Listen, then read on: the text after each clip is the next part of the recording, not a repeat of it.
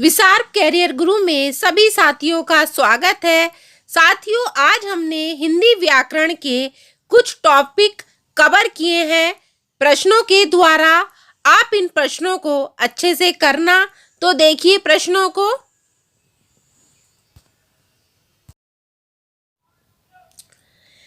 देखिए साथियों, पहला प्रश्न है, ध्यान से समझना। कार्य के होने का बोध कराने वाले शब्द को क्या कहते हैं? कार्य के होने का जो बोध कराते हैं उन शब्द को हम क्या कहते हैं? उनको हम क्रिया कहते हैं। अगला प्रश्न है, भाषा के शुद्ध रूप का ज्ञान किससे होता है? तो शुद्ध रूप का ज्ञान किससे होता है? वह होता है व्याकरण से। अगला प्रश्न है, विशेषण जिस शब्द की विशेषता बताते हैं उसे क्या कहते हैं? भाई, विशेषण जिस शब्द की विशेषता बताते हैं तो उसे क्या कहते हैं? उसे विशेष्य कहते हैं। अगला प्रश्न है, हिंदी में लिंग का निर्धारण किससे होता है? हिंदी में लिंग का जो निर्धारण है वो किससे होता है? वो साथियों हमेशा संज्ञा से होता है। अगला प्रश्न है, जेठानी शब्द में प्रयुक्त प्रत्यय है, तो हमें प्रत्यय बताना है। तो प्रत्यय अगर अच्छे से आते होंगे तो आप एकदम लगा दोगे। तो जेठानी शब्द को अगर हमें इसमें जो प्रत्यय है वो क्या है? देखिए, जेठानी, जेठानी में प्रत्यय, तो हम क्या करेंगे? शब्द को पहले तोड़ लेते हैं, जैसे संधि करते हैं। देखिए, जेठ प्लस, अब ये डंडा किसका है? आ का, तो यहां क्या हो जाएगा?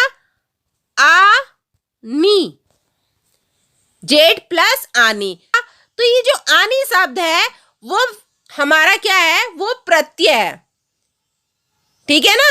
अब देखिए, प्राचीन शब्द में प्रत्यय क्या है? तो प्राचीन शब्द में जो प्रत्यय है, अब इसमें पूछा है कि प्राचीन शब्द में प्रत्यय क्या है।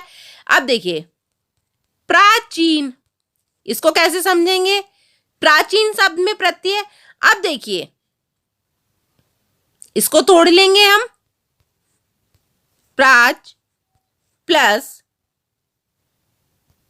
इन। अब ये जो मात्रा है हमारी बड़ी की मात्रा है, तो ये यहां पे बड़ी ई बन गई है, तो क्या हो गया? इन। तो प्राचीन शब्द में जो प्रत्यय है वो है हमारा इन। तो हमें क्या है कि शब्दों को पहले तोड़ लेते हैं। तोड़ने से पता चल जाता है कि हमारा शब्द क्या है, किस शब्द से मिलकर बना है। अगला प्रश्न है, भगोड़ा शब्द में कौन सा प्रत्यय है? तो इसे समझ लीजिए, भगोड़ा। ठीक है ना? तो अब देखिए, मात्रा किसकी है? ये ओ की, तो ये हो जाएगा ओड़ा, है ना? यहां से लगा लेंगे, भग प्लस ओड़ा। ठीक है ना? तो यहां पे हमारा प्रत्यय बना ओड़ा। कब्रिस्तान शब्द में प्रत्यय क्या है? अब कब्रिस्तान में प्रत्यय बताना है हमें। तो देखिए, कब्रिस्तान, कब्र प्लस स्थान, तो बन गया, दो शब्द बन गए हमारे, कब्र प्लस स्थान। तो यहां छोटी ई की मात्रा आ रही है, ये तो छोटी ई की मात्रा, तो छोटी ई की मात्रा यहां पे इस तरह से लिखेंगे। अगला है आपका, यादव शब्द में प्रत्यय बताइए। अब यादव शब्द में प्रत्यय बताना है तो तोड़ लेंगे इसको, याद प्लस, ठीक है, वह है, तो वह क्या है? आपका प्रत्यय है। अगला प्रश्न है, जिन शब्दों के अंत में ए आता है उन्हें क्या कहते हैं? जिन शब्दों के अंत में ए आता है उन्हें हम अकारांत कहते हैं। हंस में लगा चिन्ह कहलाता है। इस तरह का जो चिन्ह होगा वो अनुस्वार होगा। चांद शब्द में लगा चिन्ह क्या कहलाता है? जो इस तरह का चिन्ह लगा हुआ होगा वो अनुनासिक होगा। ध्यान रखना, इस तरह का जो चिन्ह आएगा आपका लगा हुआ वो अनुस्वार होता है। अनुस्वार, और जब ऊपर चांद की तरह होता है वो होता है हमारा अनुनासिक। ये छोटे छोटे प्रश्न होते हैं, यहीं से प्रश्न बन जाते हैं और हम लोग यहीं गलती कर देते हैं, तो ध्यान से समझिए। अगला प्रश्न है, भाषा की सबसे छोटी इकाई क्या है? तो भाषा की जो सबसे छोटी इकाई होती है वो होती है वर्ण। अगला प्रश्न है, जिन शब्दों में किसी प्रकार का विस्तार या परिवर्तन नहीं होता उसे क्या कहते हैं? भाई जिन शब्दों में किसी का विकार या परिवर्तन नहीं होता है तो वो है क्या कहलाता है? वह तत्सम होता है। अगला है, दोष हर्ता शब्द में प्रत्यय क्या है? तो दोष हर्ता शब्द में प्रत्यय क्या है? बस वो तोड़ लेते हैं। तो अब यहां तोड़ लीजिए, दोष प्लस हर्ता, तो हर्ता हमारा क्या है? प्रत्यय है। अगला प्रश्न है, अनुज शब्द को स्त्रीवाचक बनाने के लिए आप किस तरह का प्रत्यय प्रयोग करेंगे?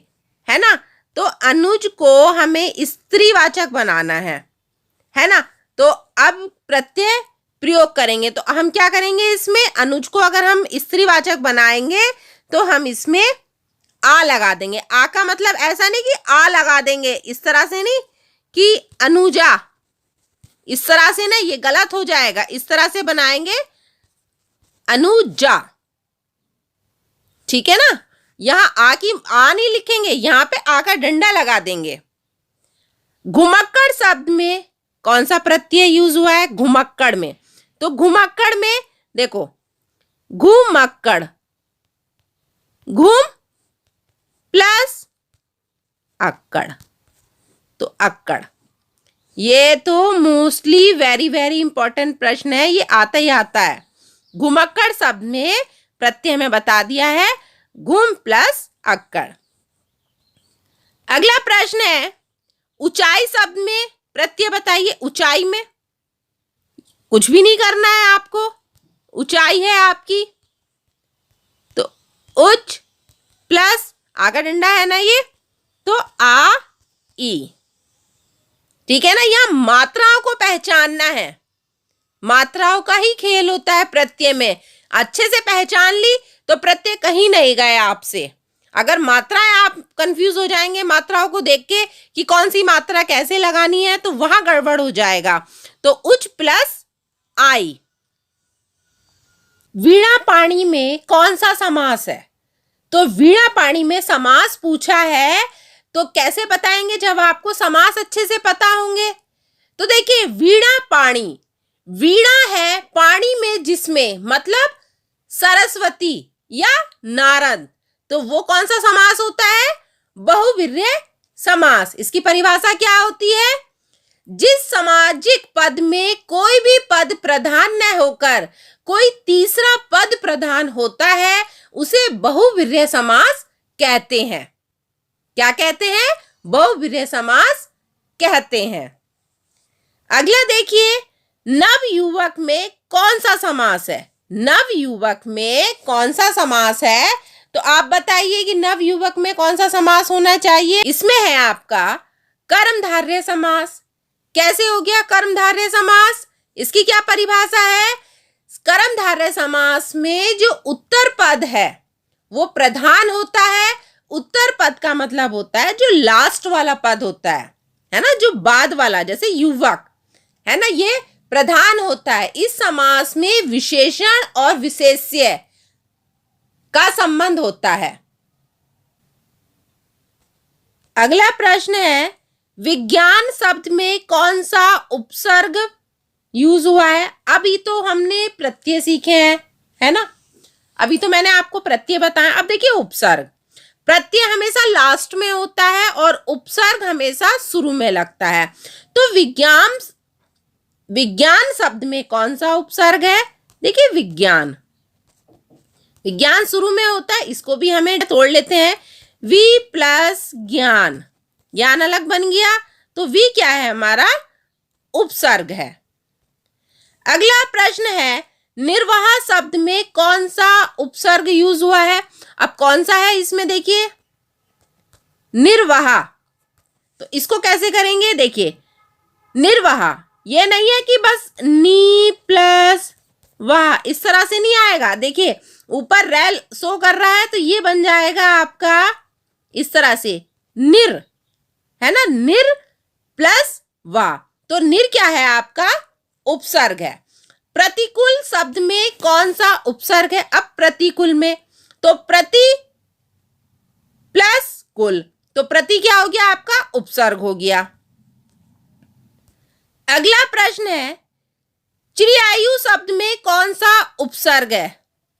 तो देखिए चिर प्लस आयु, तो ये हमारा उपसर्ग है। अगला है हमारा संस्कार शब्द में कौन सा उपसर्ग है। अब संस्कार है ना, तो अब को बोलेंगे संस्कार, है ना। तो अब क्या आ जाएगा यहाँ पे, जब हम इसको उपसर्ग में बनाएंगे, ये इस तरह का जो लगा हुआ है हमारा चिन्ह, ये इस तरह से शो होगा, सम प्लस, ठीक है, सम प्लस कार, तो ये इधर से बन जाएगा। तो सम, सम क्या है हमारा उपसर्ग है। अब बेइंसाफ, बेइंसाफ शब्द में उपसर्ग क्या है, तो बे प्लस इंसाफ, ठीक है ना। अगला है आपका, ये तो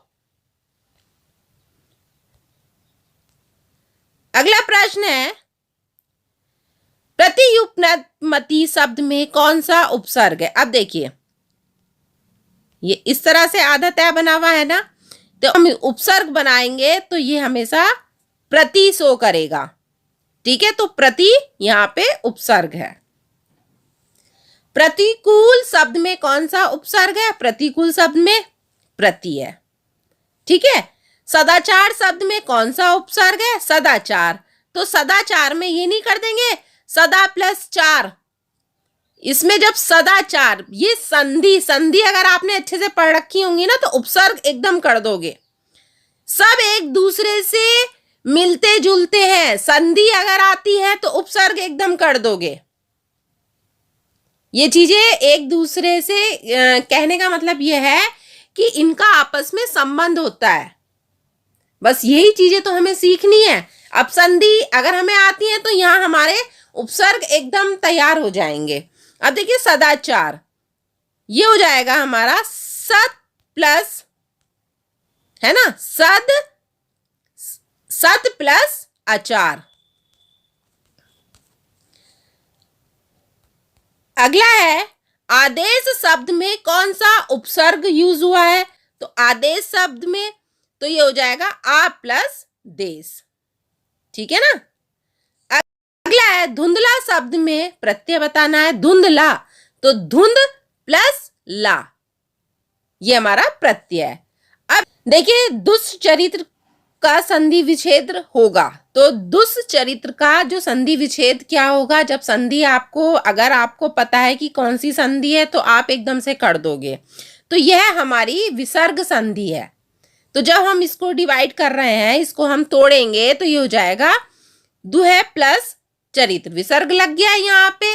देखिए दुष्चरित्र का संधि विच्छेद क्या होगा। तो अगर आपको संधि आती है और आपने ये देखते पहचान लिया कि ये संधि कौन सी है, तो आप एकदम हल कर दोगे। तो दुष्चरित्र में जो संधि है वो हमारी विसर्ग संधि है। तो इसका ये कौन सी, ये फिर इसको जब हम इसको तोड़ेंगे, जब हम संधि बनाएंगे तो ये हो जाएगा दुह प्लस चरित्र। अगला है हमारा मृगेंद्र का संधि विच्छेद क्या होगा। मृगेंद्र का संधि विच्छेद क्या होगा, मृग प्लस इंद्र। सुरेंद्र का संधि विच्छेद क्या होगा। सुरेंद्र का संधि विच्छेद है सुर प्लस इंद्र। सदाचार का संधि विच्छेद क्या होगा। तो सदाचार, देखो मैंने अभी वो आया था ना उपसर्ग करने के लिए, अब यहां संधि आ गई है, तो सत प्लस आचार।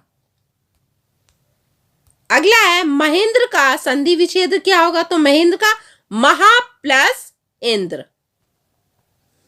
हैदराबाद में कौन सा समास है। तो हैदराबाद में कौन सा समास है, ये सी लिखा हुआ है, ये यहाँ पे सा आएगा। हैदराबाद में कौन सा समास है, तत्पुरुष समास। राम कहानी में कौन सा समास है, तत्पुरुष समास। चंद्रमौली में कौन सा समास है? यह आएगा बहुव्रीहि समास। अगला है मंद बुद्धि में कौन सा समास है? कर्मधारय समास। नील गाय में कौन सा समास है? कर्मधारय समास। प्रतिमान में कौन सा समास है? अव्ययभाव समास। नरसिंह में कौन सा समास है? कर्मधारय समास। शाखा मृग में कौन सा समास है? बहुव्रीहि समास।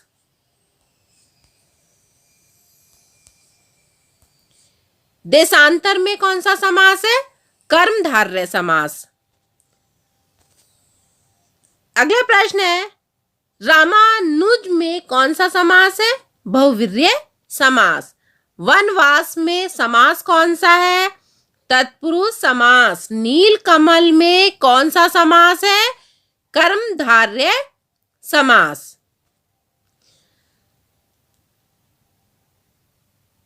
अनायास में कौन सा समास है?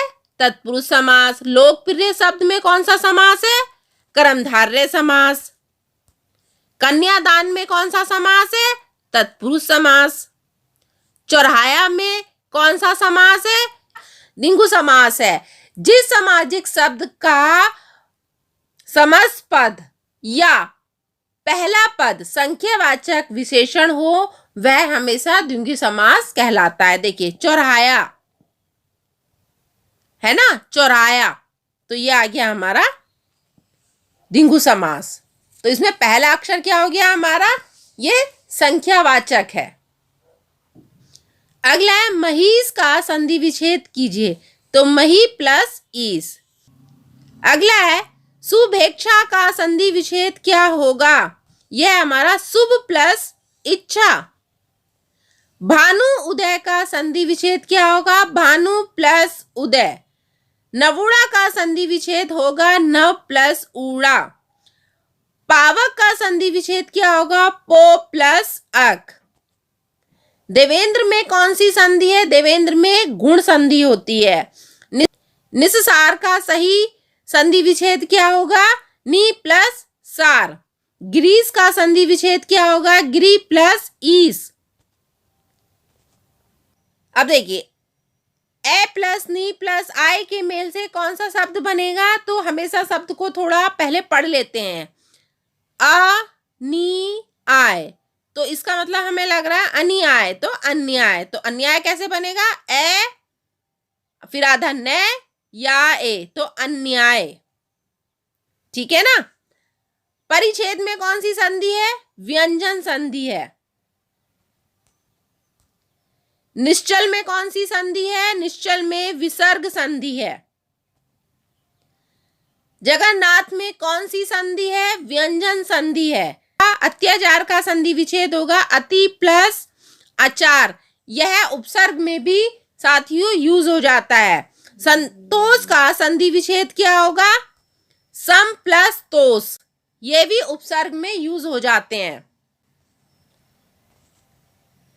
सप्त ऋषि का संधि विच्छेद होगा सप्त प्लस ऋषि।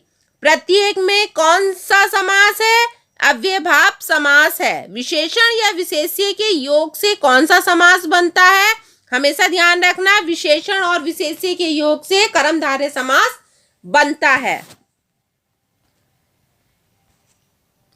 मैं खाना खा चुका हूं, इस वाक्य में भूतकालीन भेद कीजिए। तो भूतकालीन भेद बताना है। मैं खाना खा चुका हूं, वो खाना खा चुका है, तो पूर्ण भूतकालीन है, मतलब पास्ट है, बीत गया है। क्रिया के साधन को बताने वाला शब्द कहलाता है करण कारक। से विभक्ति किस कारक की है? तो बताइए से विभक्ति किस कारक की है? तो आपको पता होना चाहिए कि कारक कितने होते हैं। कारक हमारे 8 होते हैं। ठीक है ना। तो हम इसको कैसे बोलेंगे? कर्ता ने कर्म को करण से के लिए संप्रदान के द्वारा अपादान से संबंध का की के रा री रे ना नी ने अधिकरण में पर संबोधन अरे। तो जब हमें ये बिल्कुल अच्छे से मुंह से भूल जाए तो हम एकदम लगा देंगे। तो से विभक्ति किस कारक की है? करण कारक की। देखो, कर्ता ने कर्म को करण से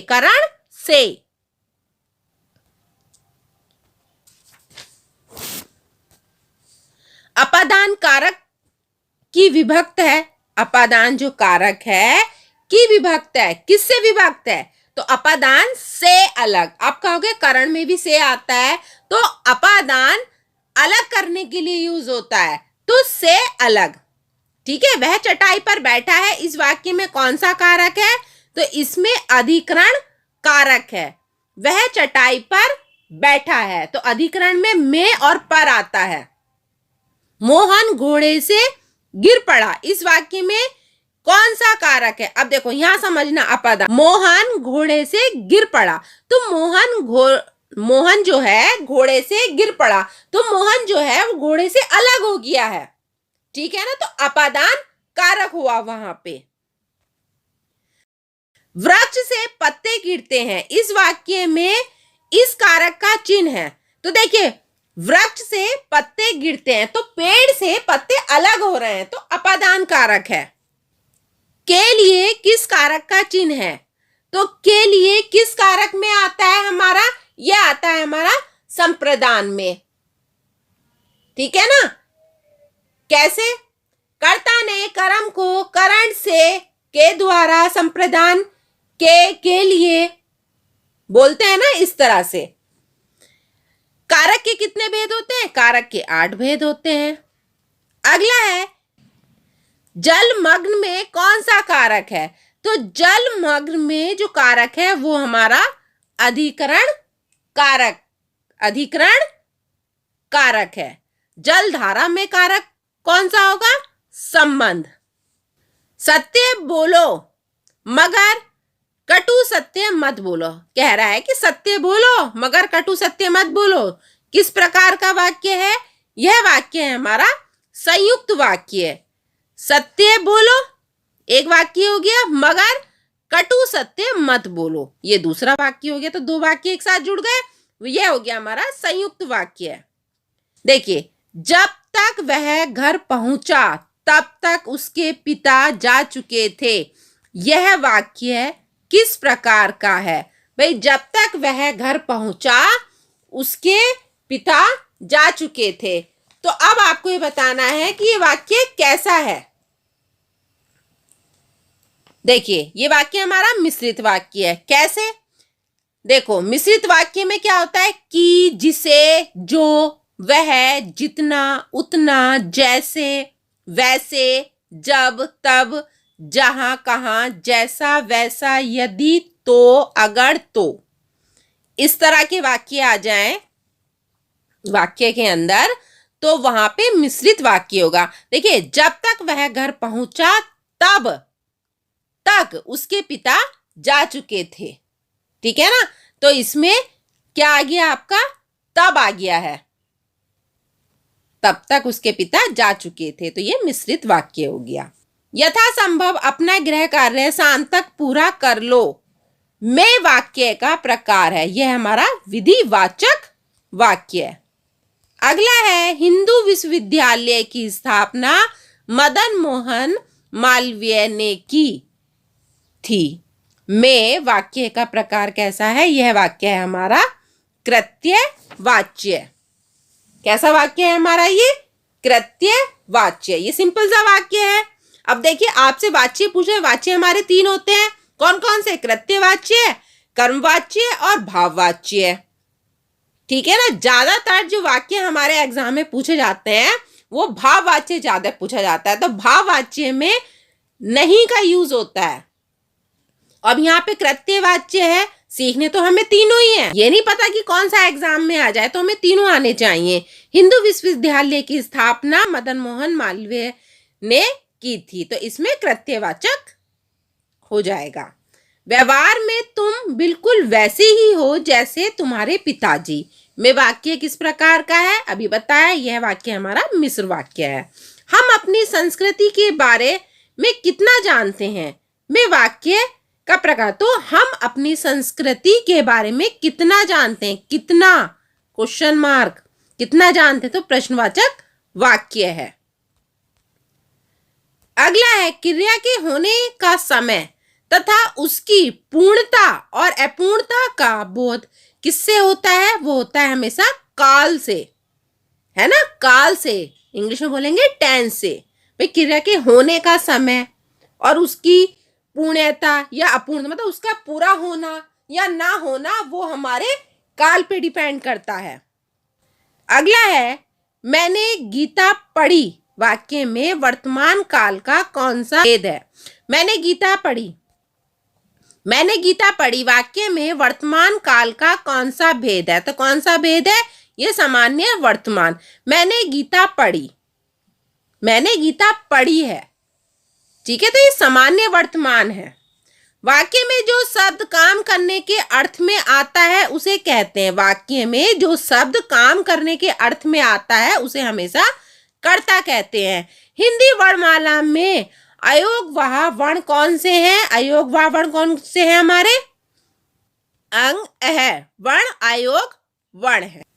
तो साथियों, हमने इस वीडियो में 90 प्रश्नों को किया है और बहुत तेजी से किया है। आशा करते हैं कि थोड़े बहुत समझ में आए होंगे। जैसे संधि हो गई, उपसर्ग हो गए, हमारे प्रत्यय हो गए, समास हो गए, इनको हमें पहले बहुत अच्छे से डिटेल में पढ़ना होगा, तभी हम कर पाएंगे। सबकी वीडियो अलग अलग आ रही हैं, आप वीडियो को जरूर देखें।